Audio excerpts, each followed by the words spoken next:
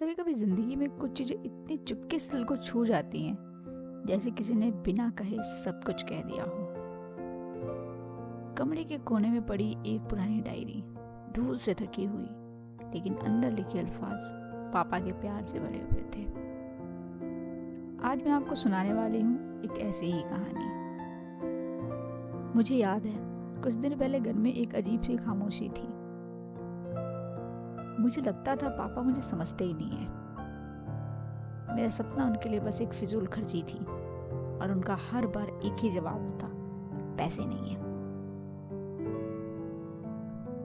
उस दिन मेरा मन बहुत कड़वा हो गया था और मैंने सोच लिया था कि मैं उनसे बात नहीं करूंगी।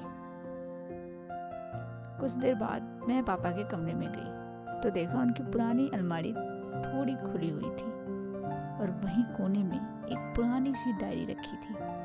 वही डायरी जिसे पापा किसी को छूने भी नहीं देते थे। पता नहीं क्यों, पर आज उसे उठाकर खोलने की हिम्मत हो गई। मैंने कांपते होठों से उसका पहला पन्ना पलटा। डायरी के पहले कुछ पन्ने किसी और ही इंसान की कहानी कह रहे थे। ये मेरे पापा नहीं थे, ये कोई और था, एक नौजवान जिसकी आंखों में सपने थे।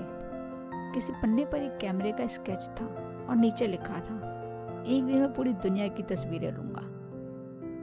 किसी पन्ने पर पहाड़ों का जिक्र था जहां वो घूमना चाहते थे। उनकी लिखावट में एक जुनून था, एक जिंदा दिली थी जो मैंने अपने पापा में कभी नहीं देखी थी। मैं हैरान थी।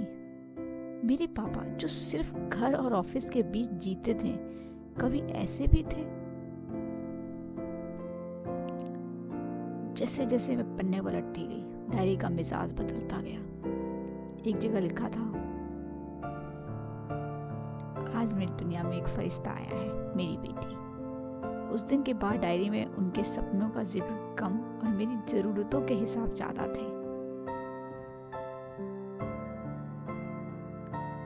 एक पन्ने पर लिखा था, बेटी की स्कूल फीस के लिए पैसे चाहिए थे।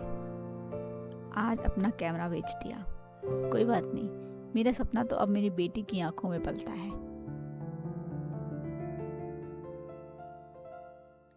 अगला पन्ना, ऑफिस में प्रमोशन का मौका था पर दूसरे शहर जाना पड़ता। मेरी बेटी के स्कूल और दोस्त यहाँ हैं। मैंने मना कर दिया।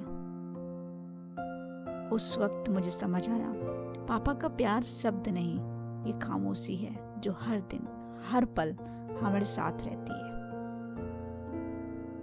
फिर मैं डायरी के आखिरी पेज तक पहुंची और वहां लिखा था, मेरी बेटी अब बड़ी हो गई है, उसे एक स्कूटी चाहिए।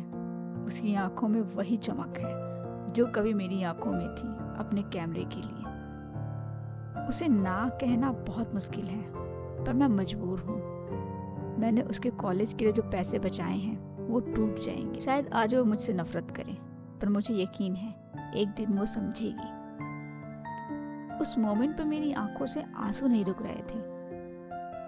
कानों में मेरे ही गुस्से वाले शब्द गूंज रहे थे। डायरी बंद करके मैंने पापा को देखा। वो सोफा पर बैठे थे, चुपचाप। उनकी आंखों में आज भी वही चिंता थी मेरे लिए।